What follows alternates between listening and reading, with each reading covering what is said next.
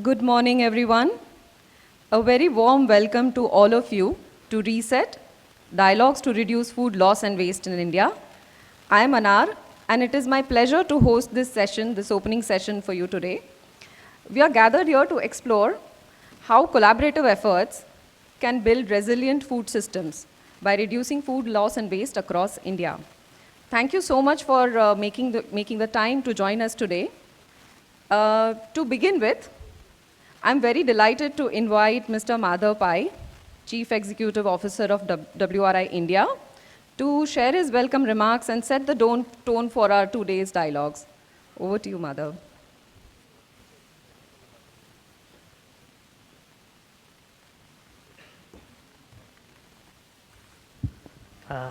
Good morning, everyone. Thank you very, very much for joining us today.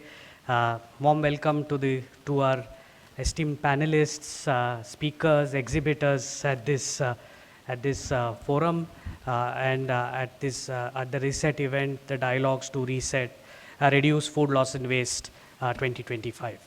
At WRI, I would say food was a relatively new topic that we as an organization started to work about 10 years ago. And the idea was actually to take a global look, right? So the whole conversation was how do we feed 10 billion people, and as an organization that works on climate without increasing greenhouse gas emissions and without increasing the land needed for advancing this conversation. So with that broad framing, we started to do this work. A lot of big opportunities in that work came from really driving the sustainable diets conversation, reducing the consumption of beef in a country like Brazil. I mean, this is where the big opportunities. And I think the first 7-8 things that emerged on that toolkit, a lot of it was really not replicable or applicable to our context. So I think it's great for me to see also that our team has really been able to contextualize working on this issue for India, and we've made tremendous progress in the 2-3 years we have been working on this topic. Especially, I think one is to talk about the big numbers about the real opportunity in food loss, and that India loses like 1.53 lakh crores of crops, and that there is also a lot of waste that happens on food annually in households. So I think being able to put the numbers to quantify them, to identify the economic cost of it, I think that itself is a really great starting point. But I think beyond these few numbers, again, there are very few numbers where there's very little data about this conversation. So I think at WRI, I think we're very keen to bring data to this conversation so that we can have with the measurements we can take a much more targeted approach to action. And waste is just, I mean, it's almost criminal that it's not just food, it's water, it's land, it just becomes such a first principles sort of challenge that I think everything we can do to actually really mainstream this conversation, mainstream this agenda, get many more people to become a part of it, I think is extremely important. I mean, personally, actually, I mean, I have been my brother-in-law runs a small jam factory in Himachal, and I mean, he moved. He used to be a ad person. He moved from Singapore to Himachal to up in the Thanedar district to set up a jam factory to essentially, buy rejected apple produce to process it. And it was a struggle. I mean, basically, he had to shut down his business in the COVID years, and it was really, I mean, and to see that 90% of that crop just basically is left on the roadside for it to completely just decompose is really, it was really shocking for me and very disheartening. And the fact that even someone like him was not able to really, build this whole processing industry and the opportunities around it. So I think the challenge is also for the entrepreneurs, so the opportunity is there, but equally I think the challenges that are there when it comes to raising finance, getting the right kind of sort of tools and equipment, working with the value chains, working with the cold store chains, I think is all very, very big challenge. So again, this is a classic problem where two classic problems. And one is the what we call the cobweb theory. I mean, the fact that prices and produce all move in opposite directions. The other is just it's a distributed problem, and to solve it, so you have to solve it in small ways in many places at one time. And I think in these kinds of problems, I think it becomes extremely important. One is to sort of pinpoint location or hotspots where we want to act,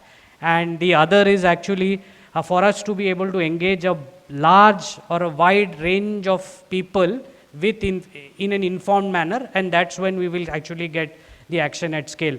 Again, these are two relatively very difficult problems to solve, because you really have to work with a range of stakeholders. I mean, I was very excited when we released last year the work around the losses on the tomato value chain, and just to see again how the points where this happen, what kind of actions may be required, lots of opportunity for skilling, for innovation, for creating economic value. And I think the team is continuing to look at other value chains like this, and I think we're also very happy with our partnership with ICAR around this to be able to sort of also mainstream the use of our tools, etc. We are very happy also with sort of they're going to release this toolkit today. Hopefully you'll see it with the Horeca Association, and I think we're also grateful for the partnership with Madhya Pradesh to be able to sort of also work on beyond, and then we've also worked very closely with Indore, Pune, and then now continuing to sort of broaden that work around food waste as well. So I think with this, I think personally I'm very excited, and the opportunity, I think the importance of this topic anyway is just seminal, just because it's all of the externalities that can be avoided by really focusing on this conversation and driving this agenda. So really excited. Welcome once again to all of you to Reset 2025. We hope to do it annually, but also I think the hope is to be able to engage with all of you and many more people around this agenda, because really I think it will require many of us to come together to make any meaningful change in this space. So with that, welcome once again, and thank you very much.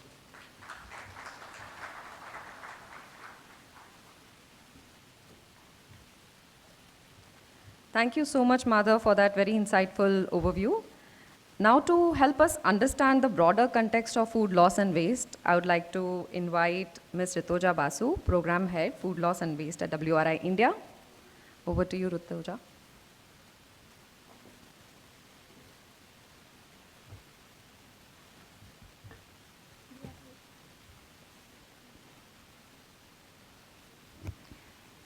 Good morning, and a very, very warm welcome to all of you to Reset 2025, focusing on actions to reduce food loss and waste.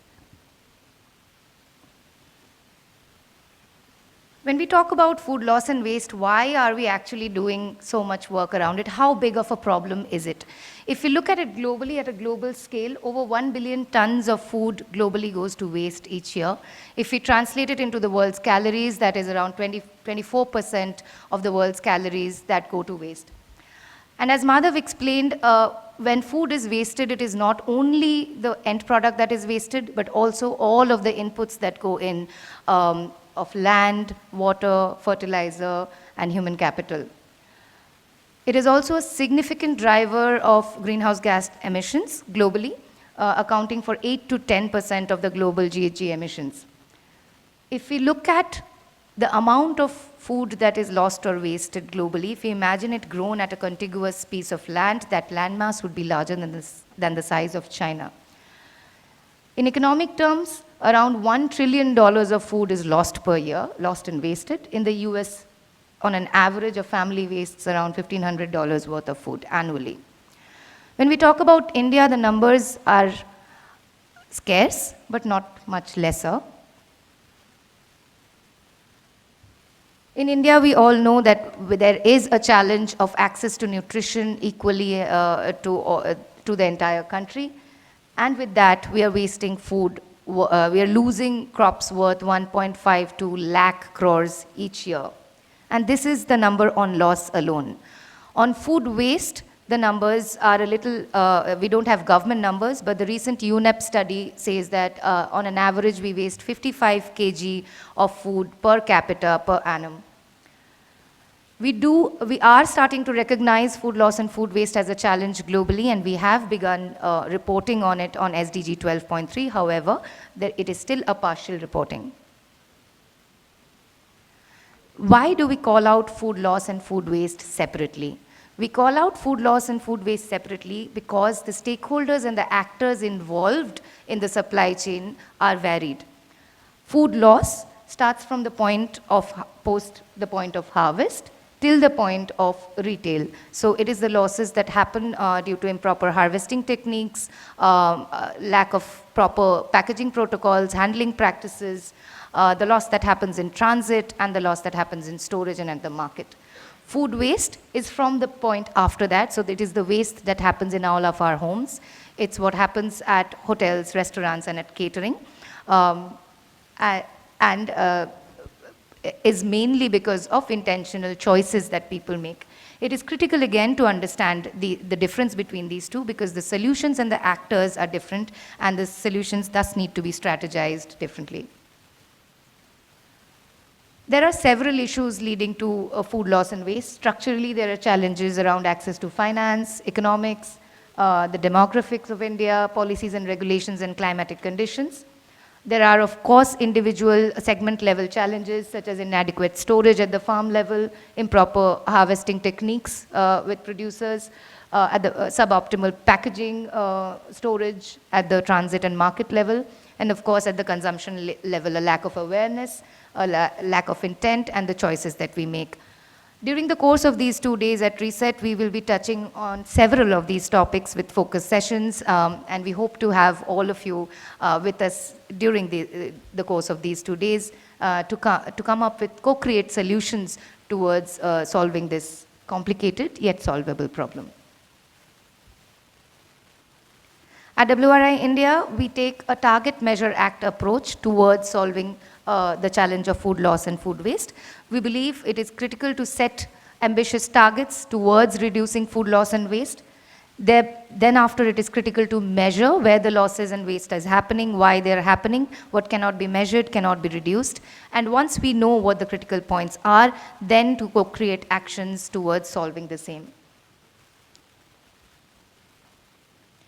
Food loss and food waste is too big a challenge for any one organization to solve alone.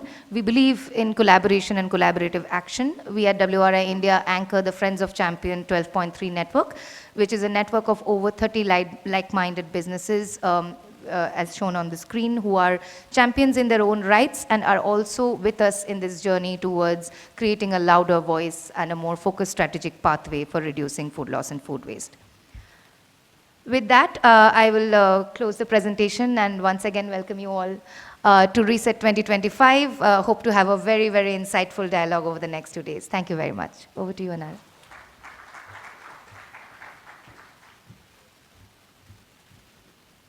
Thank you, Ritoja. Now, with that foundation laid, it is now time to move on to our panel discussion. And I'm very pleased to introduce you all to our esteemed moderator and expert panelists. To begin with, I would like to invite Dr. Ruchika Singh, Executive Program Director, Food, Land and Water, WRI India. I would also like to welcome Shri Franklin L. Khobang, Joint Secretary, Ministry of Agriculture and Farmers Welfare, Government of India. A very warm welcome to you, sir. Dr. Ashok Dalwai, Chairman, Board of Governors, Institute for Social and Economic Change. Welcome, Dr. Dalwai. Ms. Pradna Paithankar, Head Climate Change, Resilience, Disaster Risk Reduction. Very warm welcome, Ms. Paithankar. And we'll be joined virtually by Ms. Preeti Chaudhary, Regional Director, Food Safety and Standards Authority of India. She will be connecting soon. Ms. Rajkanya Mahapatra, Chief Plastic Circular Economy and Inclusive Growth, Zomato. We have a diverse panel who would bring in different perspectives of diverse stakeholders on this issue, and I would now like to invite Ruchika to lead the panel discussion. There will be 2 rounds of questions Ruchika will ask, and each of our speakers will have 4 minutes to respond. We have our timekeeper as well, and I'm sure the discussion will be very engaging. Over to you, Ruchika. Thanks, Anar, and very warm welcome to the first Reset Dialogues, which is essentially to discuss what are the potential strategies to reduce food loss and waste. Our sort of larger focus is we've realized that there is a need for a food systems approach when we think about reducing food loss and waste. We need to think about the production systems, but also think about primary processing, storage, all the way to, going to market distribution and consumption. And within any sort of approach for food loss and waste, how do we sort of think about multiple issues that arise within it is very, very critical. So the reset, the dialogue itself, when we were sort of thinking about it, the idea is how do we reset our food system so that we really are thinking about circularity, we are thinking about where the critical loss points are, what is that enabling conditions approach that can help in reducing food loss and waste, and what kind of strategies, finance, etc., that may be needed. So we are very, very delighted to have you, here as for this discussion. And to kickstart that, just a sort of a quick note, when we started actually working on it, we released one paper. Mother was talking about, globally the approach and what strategies may work, may not work in a country like India. So when we started our work, our first focus was on sort of let's do a systematic literature review to understand what's really the state of the art of play on food loss and waste. And what came out from that, and this is a paper we released during COVID in 2021, was there are a lot more unknowns than knowns when it comes to the topic of food loss and waste. While on the topic of food loss, India has actually been doing a lot of post-harvest assessment. There are national surveys, so there's much more data that's available. We can have data-driven strategies, but on waste, we don't have that much information. How do we sort of, also have more robust evidence-based strategies essentially becomes a point, because, one of our learnings from the paper that we launched last year was we need to know where in the supply chain the losses are and what the potential strategy is, as Rituja was sort of indicating, so the critical loss points question becomes critical. And how do we think about a roadmap that can, with all the diverse stakeholders? And in the 2 days of reset, we have a diverse participation from different stakeholders, from the government, private sector, civil society, academia, and how businesses, and how do we sort of look at, the solving this problem together is essentially what we want to get at. And to just kickstart, given that we have a larger focus on food systems approach, I wanted to turn first to Mr. Franklin. From the Ministry of Agriculture's sort of perspective, how is the current issue of food loss being addressed in our agricultural policy frameworks? What are the kind of incentives, opportunities that are available that could help in reducing food loss and waste, especially for small and marginal farmers? Yeah, thank you, Ruchika. And thank you for inviting me in this very important discussion that is on the food loss and waste, which is, a real issues, I think, for our country also and globally as well. The figures which we see in the presentation, I think that was really intriguing. I mean, the amount, the quantum of these food loss that we see in the country and also globally. And it's really important that, we address this issue from the government side, from the private side and all the stakeholders.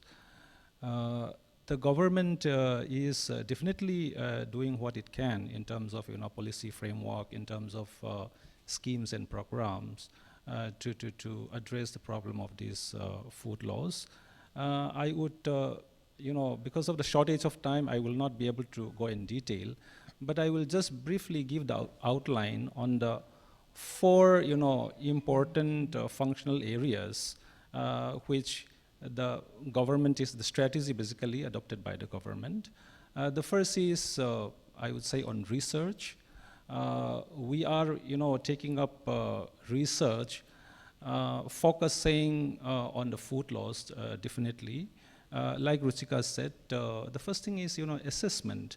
We don't have that kind of a very accurate and systematic, collections of informations on the extent of food loss. We need to do a lot more. We are doing that. We need to focus on research on the, especially from post-harvest management practice, what the farmers need to do. We're talking about the small marginal farmers. If we look at the on-farm level, loss, we are seeing as high as 14, 15% loss at the farm level, especially for horticultural crops, which are very vulnerable to waste, etc. Simple awareness and good practices with technology, machineries, etc. For example, if a farmer is taught on how to dry the food, the commodities, reduce the moisture content, or to have that simple farm level processing before it goes to a bigger unit, like for example ginger. Instead of just storing it like that, if you can have a simple drying practices for the farmers, it can be a lot better in terms of the shelf life and all that. So we need to focus upon the research. We need to bring this technology to the farmers. That's what we are doing. We are promoting these technologies, the equipments, the practices, etc. Through different schemes and programs of the ministry. We have many schemes. What we are having now is in agriculture or the allied activities, we are focusing upon an integrated initiatives. Not just about, if I talk about horticulture, it's just not about horticulture in the farms. It's the whole value chain. So we call it integrated mission on development of horticulture, from farm till the retail, the value chain development. That's how we are doing it. We are having schemes from the Ministry of this food processing. We are having from MOFP, the PM Sampada Yojana. We are having on National Livestock Mission, etc., etc. We have different schemes that focus upon not just on the on-farm distinct production, but on the value chain as a whole. And the third thing is on investment, because if we have to really prevent the food loss, we have to focus upon storage, transportation, and processing. So that needs investment. So we need to bring in private investment also, because government alone would not be able to do that. We are having a scheme like Agriculture Infrastructure Fund, which is basically to encourage private investment with little bit of support from the government, and it's doing very well. And the focus is on the value chain. And lastly, I would say on awareness front, we are seeing, I think, 15 to 20% of the food loss from retail to the household. So that can be, I think, that can be addressed only through mass awareness. Charity begins at home. So I think we all have a part to play in that. Yeah, thank you. Thank you, Mr. Franklin. Rightly said, how we think about research, financing, right, capacity building, all of those instruments are critical. In fact, one of the things, we're going to be launching with DOGR and ICAR, BIF, with them, we looked at the onion supply chain and what are the sort of, critical loss points and what sort of capacity building modules are needed. And that's going to be launched later. Dr. Joshi is also here, and, we have DR participants as well. So there's a lot more data-informed strategies that are needed, and very excited that, the ministry is also thinking on the same lines. I'd like to turn to Dr. Dalwai, who doesn't need an introduction, but just from a, when we think about reducing food loss and waste, there can be a positive impact on farmer income and livelihoods. Also thinking through in terms of consumer prices and the food systems overall, there's a lot that needs to be done. So just from your experience, what role can policy and the regulatory frameworks play in paving a strategic pathway for mitigating this complex yet critical challenge? There's a lot that needs to be done, but what are the potential ways that one could do that in about 3-4 minutes? Yeah. Thank you, Dr. Chika. I'll slightly deviate to begin with. It's very good to see that you have organized on food system. India's efforts toward food system have been extremely patchy. It's not that we didn't realize the importance of this. In fact, the first steps towards food system were taken in 1960s. But then it was not there in the conscience of everybody who was concerned with agriculture. As you know, we were burdened more with food security. But technically speaking, food means all macro and micronutrients. But because we focus too much on carbohydrate centricity in our production system, we have the unfortunate situation which Rituja was showing, stunted growth, malnourishment, wasted growth. So over the last 10 years, particularly since we start talking about doubling farmers' income, where we shifted the attention to nutrition security. Well, technically speaking, nutrition is a part of food security. Just to drive home the point, we've been talking of nutrition security. But time has now come to talk about food system. India has to talk about food system. The reason is, the definition of food system is production, aggregation, wholesale trading, distribution, and retailing. Now we find that there's absolutely no organic linkage established in our country from one segment to another segment. And it is obvious that there are different ministries, different departments, different thinking hats, both at the national level and the state level. And therefore, there's absolutely no coordination, no collaboration, no partnership. So I think Government of India's policy today has to be to establish an integrated food and nutrition system. Only then all concerned ministries, all policies will start dovetailing towards that. The second one I would like to highlight is that talking about food loss and waste alone does not do justice either to ecology or to the farmers or the consumers. Because agriculture produces not just food, it also produces non-food. Cotton is the best example. And apart from that, even every food that is produced, food production, food source that is part of the agriculture, produces food and non-food. Take paddy. It has grains, it also has the what is that called as, the stem, etc., roots, etc. So what we need to talk today is, from the farmer's income perspective, that we have to recognize the primary produce and also the co-produce. Only then we'll be able to monetize through proper processing of food and non-food processing into incomes. And as we do this, we'll be also able to do justice to the ecology.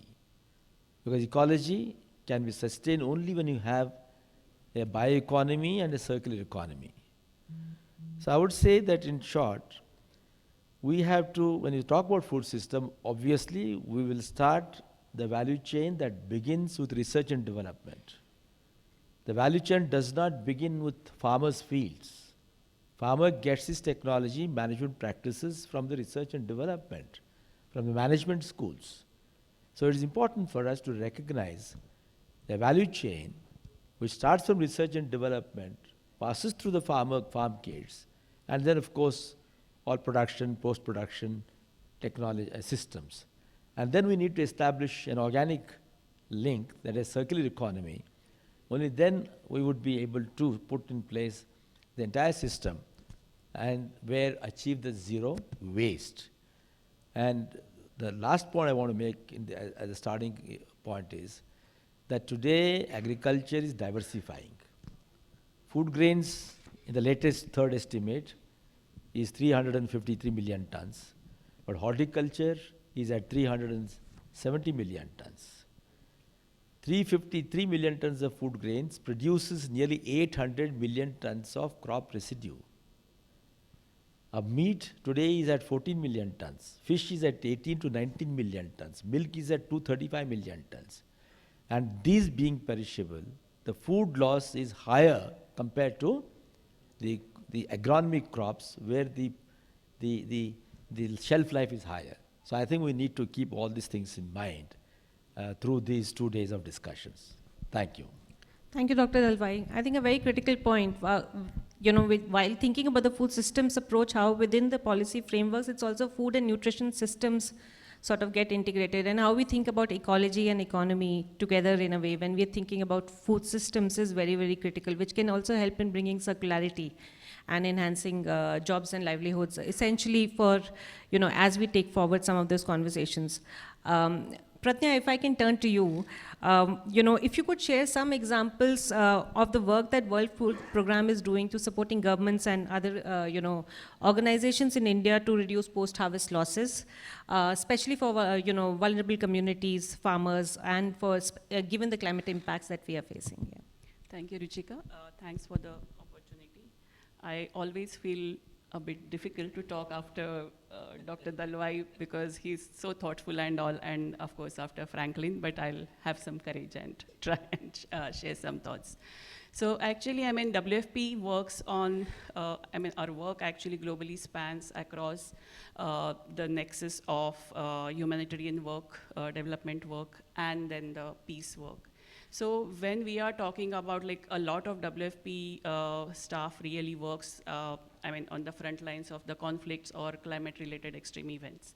And so from the perspective of where Dr. Dalwai left, talking about the food systems, talking about specifically resilient food systems is something which is an imperative for WFP. And so, if just to quote a figure, like for every dollar invested in resilient food systems, we actually see that our investment in the humanitarian work actually reduces by $3.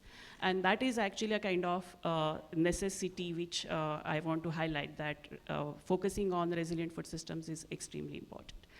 Now talking about WFP's work specifically, we can actually look at the overall food losses and wastage, or rather food losses, post-harvest losses, into four specific compartments, so to say. So the first one is, of course, the post-harvest handling, where it actually boils down to handling of the crop after harvesting. And a lot of capacity issues are actually involved in that. And we just recently conducted one assessment for our own work. But what happened was, like, it was very difficult to find the markets where we can actually get a proper system of sorting, for example. So how do you really do this sorting, cleaning, and all that? So that those kinds of capacities are limited and are not so institutionalized. So that is one aspect where there is a lot of effort which is required for capacity building, and WFP through our recent work is also looking at that. The second part is actually about the storage. And storage, in fact, has a very wide range. So right from the large storages with AI, use of AI and very high-tech technologies where the sensors are there and you actually have that state-of-art technology, to the very farm gate level silos or grain banks, which in fact are able to help the communities, maybe even solar-based. And then also in the context of emergency, we talk about the storages which are mobile storage units. So in fact, having a system of storage and having a full comprehensive view of storage systems is something which is extremely important. The third point is processing. And it is extremely important to really emphasize on farm gate level processing. And we actually are working on this pretty well through our Solar for Resilience projects and all. So bringing in solar-based technologies and the capacities at the farm gate level to really do the processing, that actually contributes to reducing the post-harvest loss. And the last but not the least is actually really improving the marketing. So that is something which is, again, extremely important. And when Horeca Industry is here, when we have so many private sectors which are now really helping, there is I think that this is the most important opportunity where we can work, and we have again demonstrated some of the work towards that as well. So I think, these are some 4 pillars around which we are working in India as well. And of course, if there is an opportunity, I'll talk a bit more about it. But I would definitely say that the atmosphere is actually getting a bit more geared up towards looking at it more holistically. There are gaps, but we feel that with those kinds of inputs, they can be filled. Thank you. Thanks, Pratnya. And absolutely agree that definitely we are seeing more traction on the topic of food loss and waste now than about 5 years ago, when we started a lot of this work here in India. And how we think about the entire supply chain, with, where the losses are, as you said, if the capacity building issues are around sorting and grading, or whether it's around technology, how do we sort of, really identify where the issue is and then look at it. I'd actually also tie in to the point that Mr. Franklin had made earlier. Research measurements is also very critical because that actually informs what sort of strategies are critical to reduce food loss and waste. So absolutely. And how do we think about climate resilience? Very, very critical.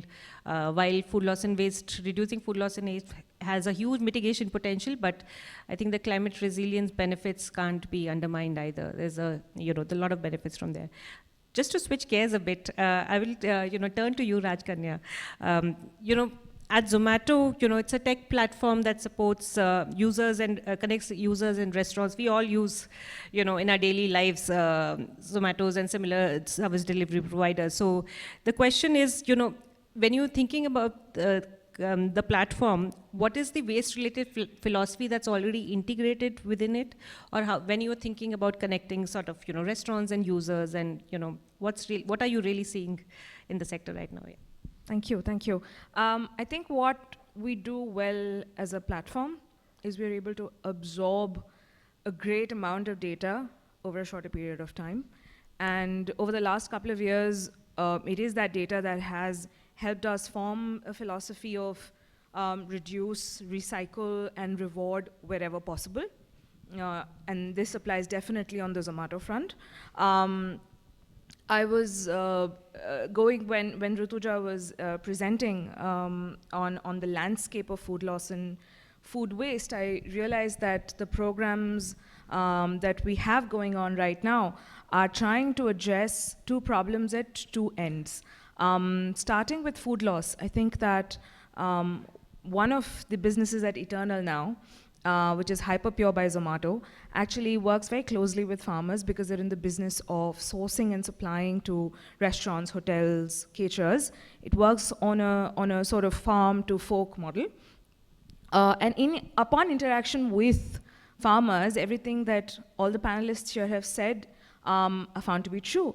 That it is actually in the post-harvest space that food loss in the process of sorting and cleaning occurs the most, especially with a lot of vegetables like cauliflowers, broccoli, with beetroots, etc. Because it is also maybe a culture where we only consume the most important or what is deemed the most useful part of a vegetable. So farmers are more used to sort of chopping everything off and only sending what is deemed most useful. But what we realized is there's a great deal of food loss that is occurring at the farmer sites. And what we try to do, and trying to stay true to what we value as a group, innovation, we partnered with Startup India very recently to sort of look for innovators who could help in repurposing, either like reducing waste or valorizing waste. And very recently we concluded the first edition of the Agri Innovation Challenge. And we were able to surface quite a few innovative solutions where the startups who worked closely with the farmers were able to come up with solutions like solar drying, were able to come up with solutions to repurpose the food loss at site into something more valuable, something that would bring the farmers a little bit more money. And I think that helps in also getting the farmers on board to sort of see things and process things a little differently. At the other end, on the food waste end, again, informed by data, we found that people were canceling there were close to 4 lakh orders that were being cancelled on the platform every month. Not 1, 2, couple of hundreds, couple of thousand, 4 lakh orders. So there was a quick tech-based nudge that the tech colleagues figured out, where they made that cancelled order available to other customers within like a 3-kilometer radius. Definitely not to, like if I cancel my order, it's not like Dr. Dalwai will get it, no. But others, because then, it gets a little tricky there. But thereby saving on a lot of food waste. This launched last year in November, and in about 5-6 months, the amount of food waste that was prevented was close to 2 lakh kgs. So thereby confirming that intentional tech-based nudges at a platform level can actually have quite a lot of impact. We also did this on the packaging waste front a couple of years ago, where we made the default of do not send cutlery when you place your orders. And within 3 years, we were able to save on or prevent the wastage of close to 2,900 metric tons of cutlery waste. This is to say that if we inform our actions with data, I think we can have quite a bit of an impact. Yeah. Thank you. I see a lot of convergence on all the panelists agreeing on data-informed decision-making definitely is an important one. And good to learn about not just the waste philosophy and how you look at reduce, recycle, and reward, but also on the loss side, some of the, as a larger platform with Hyperpure, what you were doing. Thanks for that. I'll come back on some follow-up questions on that. But last but not the least, I know, Preeti, you had to join us in person, but we are delighted that you can, join us online.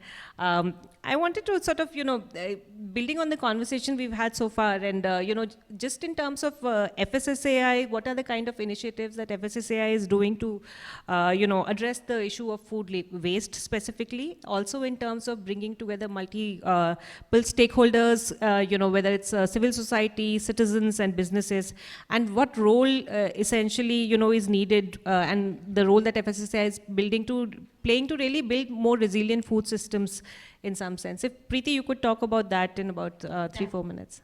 Thank you, Ruchika, for having me online and accepting this way. And I would really like to share my thought on the subject, because this is actually very core to my heart, and I kept on working in some way or the other way. The basic problem, if everyone has already said, but if I say in 1 or 2 lines, that the total world production of food has, if calorific value count, so it goes to some 14 billion people can be fed out of this thing.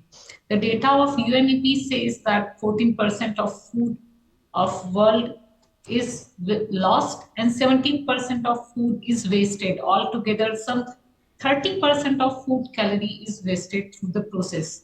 Now, coming to the FSSAI's role, we are sitting on one of the top of food preparation, because we are looking after the safety aspect of the food.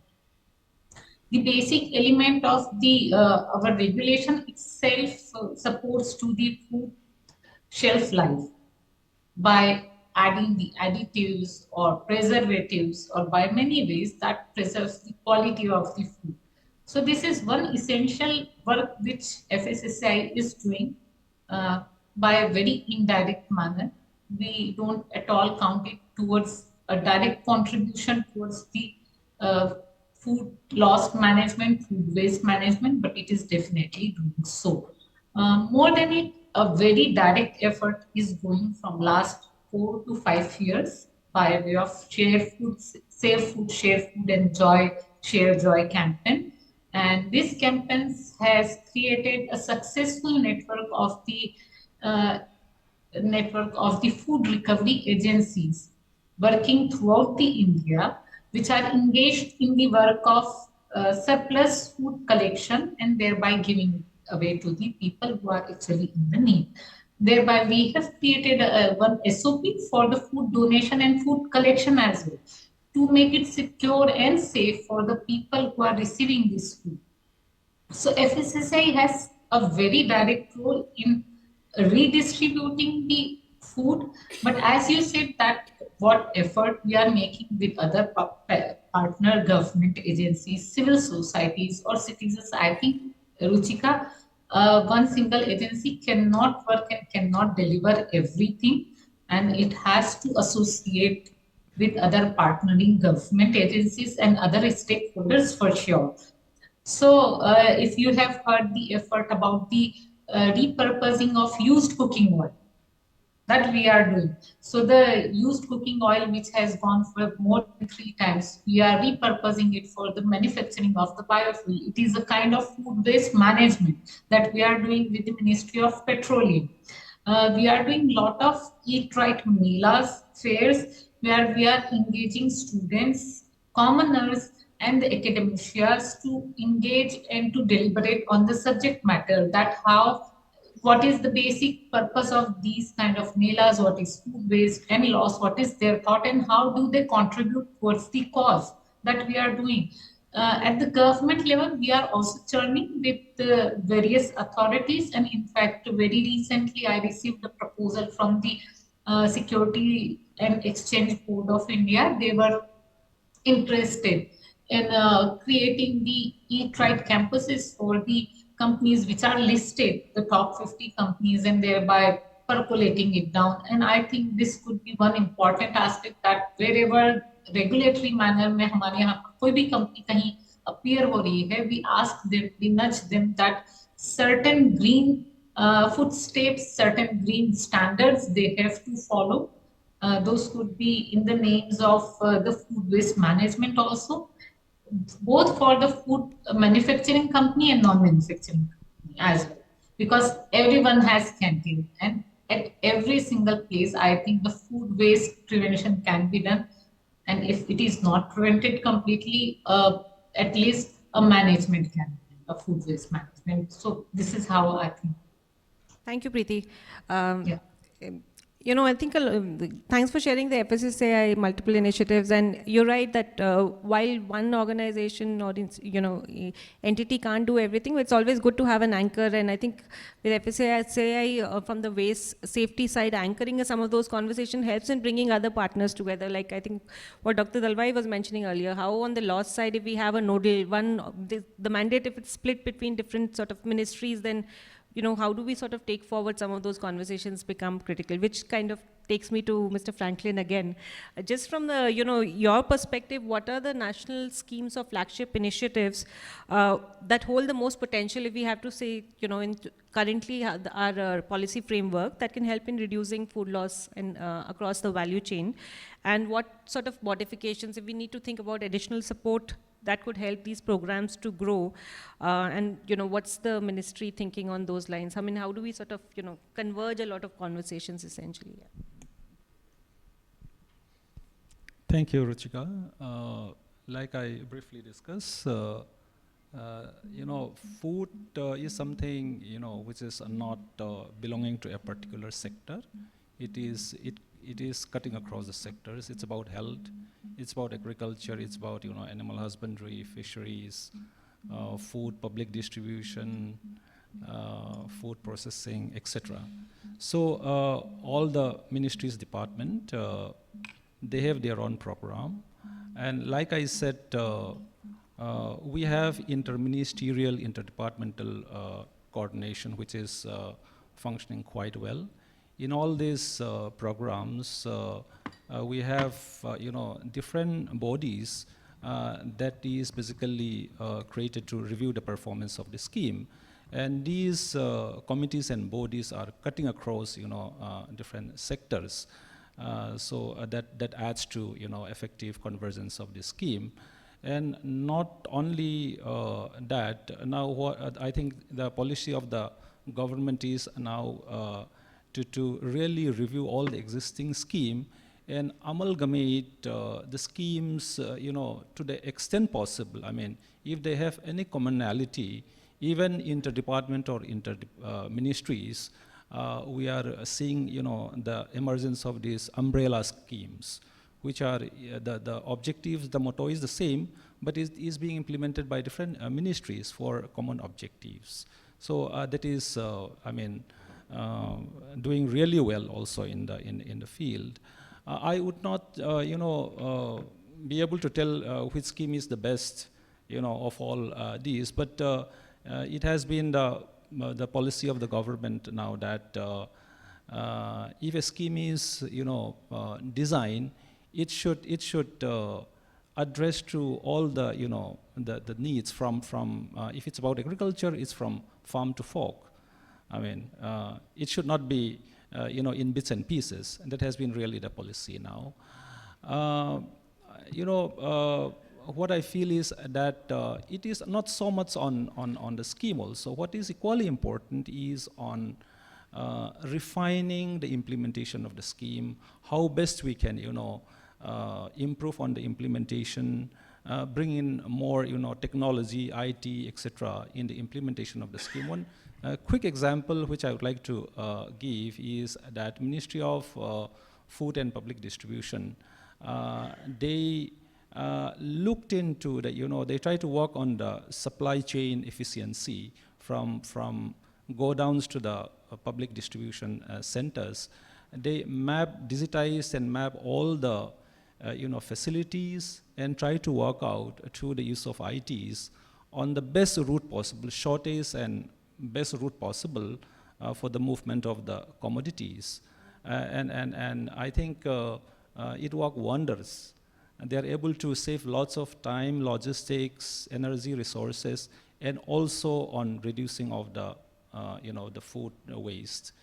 So how we, redefine the schemes and their implementation also, I think, matters a lot. Yeah, and then one important area which, we still need to look into is that we produce lots of food grain. There are surplus productions also in many items. We need to have, sufficient processing unit, especially targeting the surplus food grain. If we are promoting maize, and we are going to have a surplus maize production, we need to have, enough infrastructure for storage as well as processing them. Yeah, thank you. Thank you, Mr. Franklin. I think the point that you made about amalgamating schemes, or how do we converge a lot of these schemes when they are getting delivered on the ground, becomes critical for farmers, right? And that's where one can leverage a lot of different ministries or departments at the state level, and how the funding comes in, and also in terms of how we sort of think about crop diversification, but also the right kind of processing technologies, etc. From our learning, for instance, in tomato supply chains, at farm, near farm, if there are more sort of losses that are happening, then what kind of processing technologies would be critical? How do we sort of get the right kind of practices, the infrastructure in place, and financing for that then becomes critical. And a lot of that could potentially come through convergence, and there's a lot of funding through like livelihood mission or with other sort of government sort of initiatives that could go into it.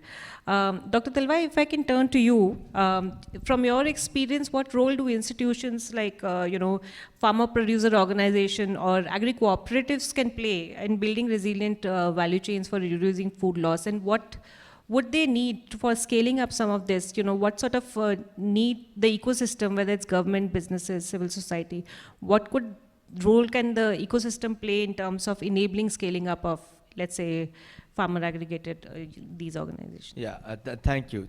So I think what you said, farmer producers organization or different forms of collectives of farmers are the most critical interventions in rationalizing the food loss that is happening in our country. Knowing that 86% of our farmers are small and marginals, one of the major structural challenge to Indian agriculture is scales of economy. Operational inefficiencies are writ large. And therefore, there is loss at harvesting stage and handling stage. So farmer producers organizations are, these kind of collectives will help us in creating aggregation platforms. Now, traditionally over the last 100 years, we have believed that APMCs, which are nothing but the first stage wholesale agriculture markets, are the aggregation platforms. They did serve that purpose when we had shortage of food. But today, when we're producing more and more, and particularly diversified agriculture commodities, we need differentiated aggregation platforms at the village level. So the aggregation platforms can be one of the interventions that farmer producers organizations can make. Now let us take the case of fruits, for example. Now just to have a cold storage is not going to serve the purpose. It is one component of the entire integrated cold chain. The starting point is the pack houses. Who can set up the pack houses? It is the aggregation platform at the village level. The producers organizations can do it. When we have a pack house, it helps you to primary process. Primary process means cleaning, grading, segregating, branding, etc. When you do that, then you know, based on the standard, the quality of the produce, where do you actually send it? So the discards will be less. This is just one example. So it is very important that, as we recommended in our DFI report, that while we have around 7,000 APMCs, which are primary wholesale markets, we need at least 20,000 aggregation platforms at the village and gram panchayat levels. And these aggregation platforms, which will cater to differentiated produce, both perishables and non-perishables. The best example we have is in milk. Imagine the milk is the most decentralized production commodity. And we have succeeded in our country to show to the world that we can create a value chain for milk with a collection point and a chilling container. Why are we not replicating that in agriculture?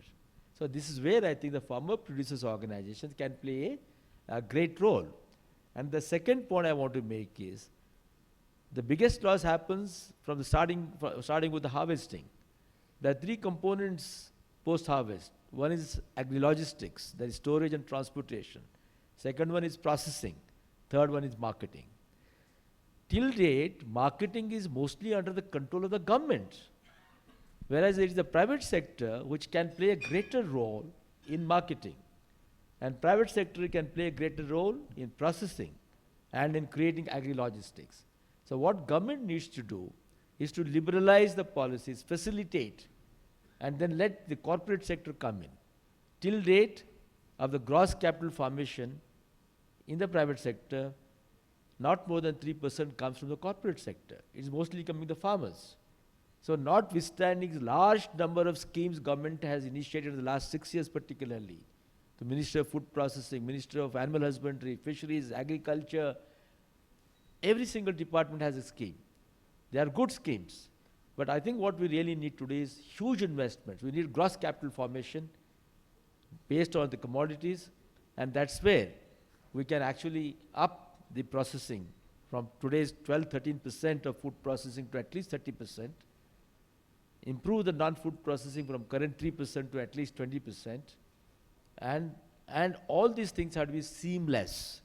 That means between land, water, air, etc., etc. So there's a lot of work to do. So that's where that's how we can do. But starting point is aggregation platform. And I would say that one of the messages that we should be giving over the next 2 days is how do you create aggregation platforms which are mini markets at the village level, which will cater to perishables and non-perishables. Thank you. Thank you. I think a very important point, 2 points. One on the disaggregated, platforms where farmer collectives, etc., really start playing that bigger role. And how does government or help in sort of creating that enabling environment for businesses to big private sector or startups to prosper? That those two together can really help in sort of getting some of the strategies right, which kind of turns, I'll turn to Pradnya. I mean, a lot of this, when we sort of look at it, it's also an issue of financing, right? So how do you, from your experience, the role of public finance or multilateral partnerships can play in creating some of those enabling sort of conditions or the right demonstration effect or best practices? Yeah, so I think, it's like there are two aspects of really looking at it. One is like the investment, which both Franklin and Dr. Dalwai pointed out. So when we are talking about really reducing the losses, there is definitely a need for investments. And these investments are, right from storage to also, as we were talking about the cold chains, and having built that whole cold chain is something which is very important, and there is a lot of information or lot of coordination which is really required. Again, that point also came in. However, what I really feel is that there are plethora of government schemes, which Franklin was also mentioning. So in fact, there are lots of schemes, and if you point out like what comes from where, there is quite a lot of investment already there. It's important to really map and how you can leverage on these schemes to really build these kinds of, kind of continuum from the farm gate level till market. And so, for example, I'll just give one example maybe. So if we talk about like having a processing unit, which again, I'll give example of what we are doing. So having a drying unit at the farm gate level, for example. So if you actually have that, you can really work on a kind of public-private partnership. you actually can also bring in the community. You bring in various schemes so that they finance establishment of those units, and SRLM and those kinds of schemes are actually providing loans or funds and those kinds of things. It should become a self-sustaining model. So there is a kind of demand on the production. And then there is aggregation, FPO, who actually acts as a kind of aggregator. So there is a assured market for the farmers. That actually serves as an input, grading after grading and sorting. So at least, let's say, grade C and grade B kind of material comes to the drying unit. What happens is if the vegetables get dried, even the transportation cost reduces a lot.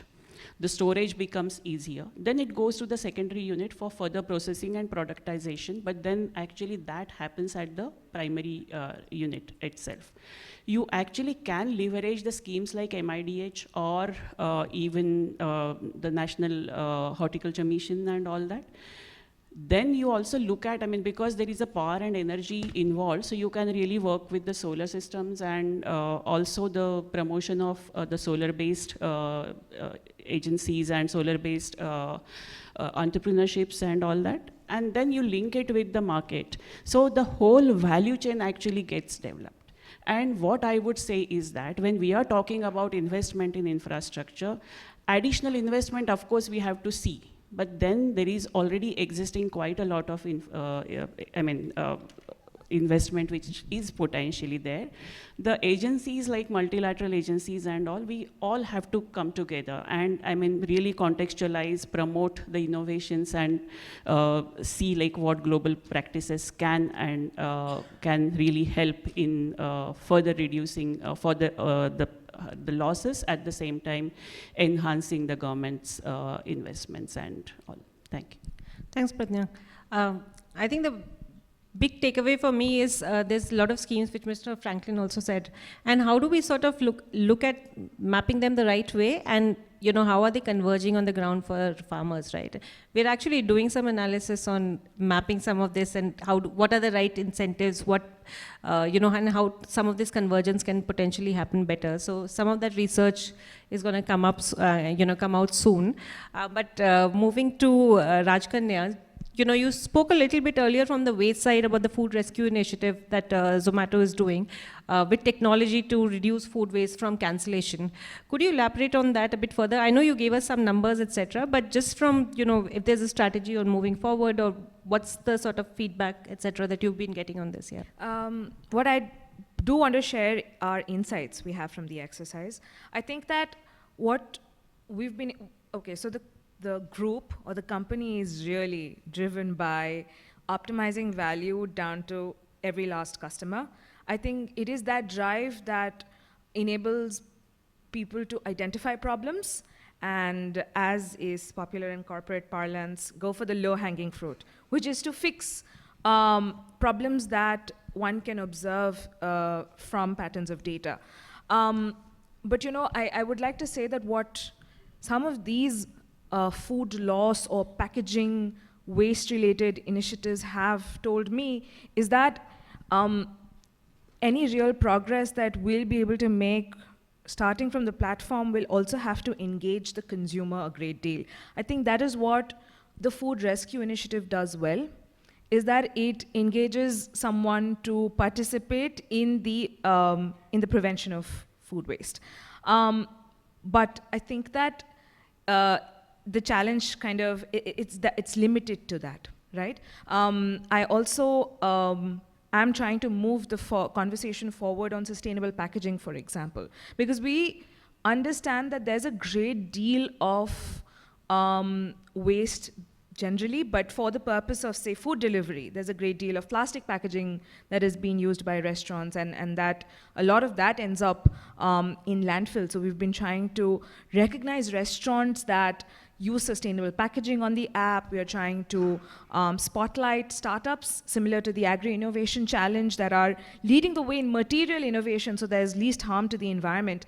But it is very, very challenging to drive the point home to the customer who just wants a service, So it makes it very challenging to solve problems that go beyond the app, is an observation. And secondly, in the spaces that my team and I are trying to drive ecosystem level conversations, I'm only starting to face the challenges that my panelists are at, is to develop patterns and see, well, how do we get together to solve it, both now in the case of food waste and also packaging waste. Thanks, Rajkanya. Very critical point. Technology can actually play only that much of a role. Eventually, it's, all us as citizens and consumers, there's a role that we all need to play. So how do we create more? I mean, I guess the point you are also making is how is that larger consumer awareness, etc. And one way that, you've been talking about is through your restaurant channels. What are the nudges or rewards, or, how do you motivate some of those action? That becomes critical. Which brings me back to you, Preeti. I mean, I think you shared a lot of examples in terms of what FSSAI is already doing, whether we're thinking about repurposing oil, for instance, as an example, a lot of campaigns, etc. But looking ahead, what are the additional sort of, if we think about new initiative, guidelines, collaborative programs that, are already being envisioned, which could help in accelerating some of these discussions around reducing food waste. So what are the sort of, what's really going on? I would say, Ruchika, there are many actually. And we are living in AI-powered world where so many things are IT-enabled, AI-enabled, and I think the way ahead is to go ahead with an approach of data-driven decision making. And thinking about that carefully, we deliberated on creating of one of the app with the name of Surplus Food. And we are envisaging that once introduced in a pilot phase in one of the cities of India, we would like to take it forward for the whole India, whereby all the surplus food generators, recovery agencies, and the people in the need can be brought out on one single platform, whereby we can reduce the food waste in terms of its management and redistribution. This is one thing I think, Ruchika. But the second most important thing, in fact, Rajkanya also highlighted this point in a bit way, the importance of social and behavioral change. Food loss is a problem of infrastructure or lack of some facilities. But at the very same time, food waste is something we are doing deliberately or callously. And I think we have to highlight the issue of social and behavioral change.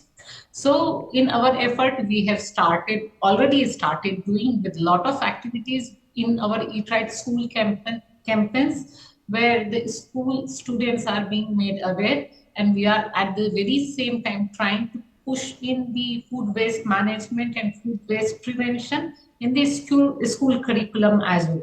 Just imagine that it's not you or me, it's the every individual, every citizen which hold the power to drive the change through the responsible consumption, through the responsible behavior. So our effort is on the technology as well as building on the change through the behavior and the social changes. So in the wholesome efforts, we are trying to put everyone together, where we are trying to create one national framework also, one framework which may work on sectoral level, and one framework which can address to the individual's contribution in their own capacity they can make. And I think this is the way forward for the food waste management. Thank you, Preeti, for highlighting that.